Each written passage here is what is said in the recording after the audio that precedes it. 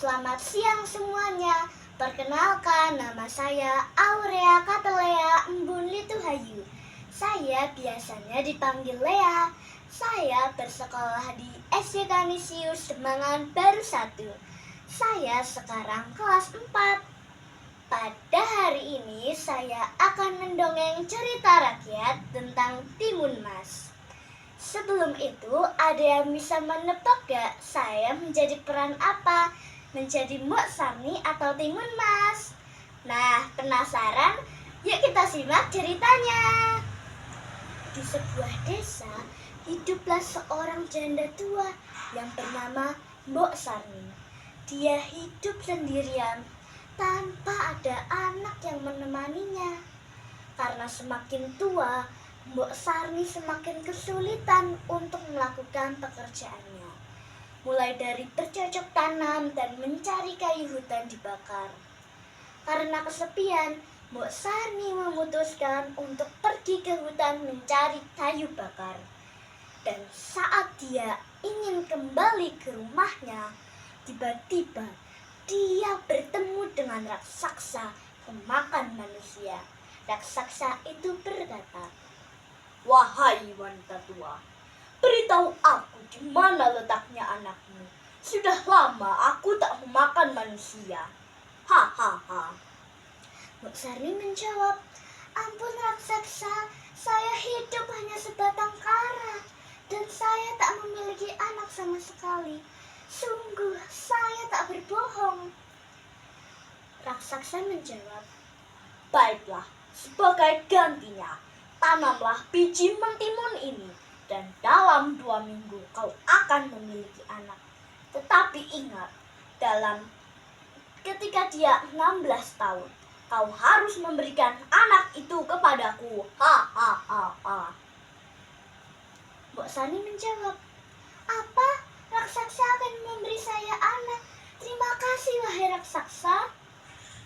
"Ya, tapi ingat, ada syaratnya.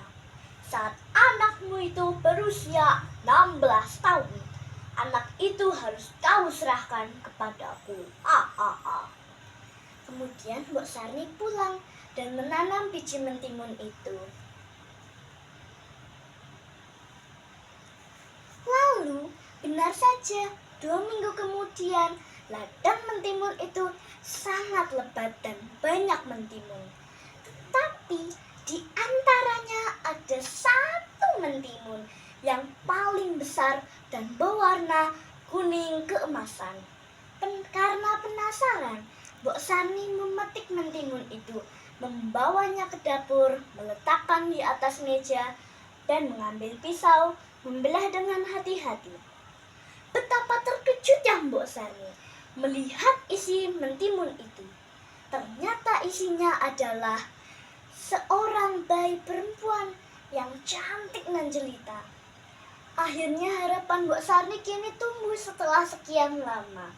Lalu anak itu diberi nama Timun Mas. 16 tahun berlalu.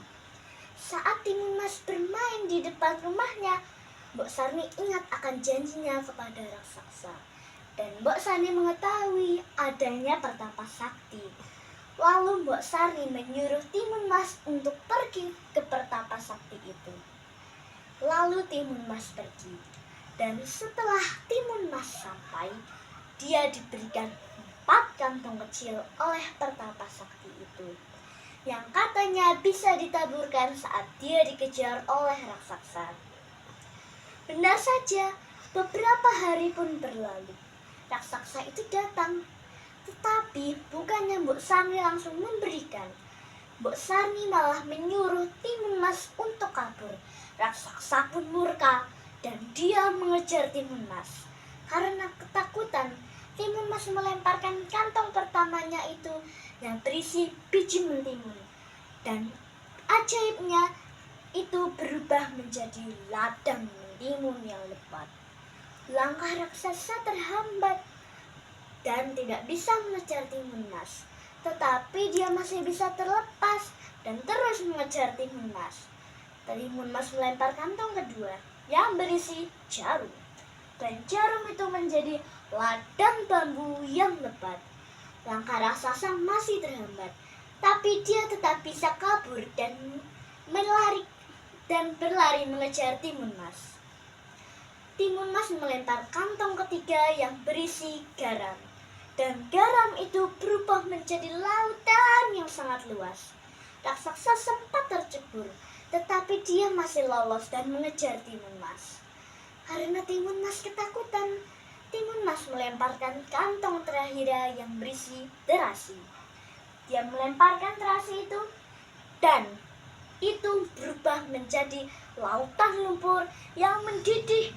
Raksasa pun tercebur dan dia mati.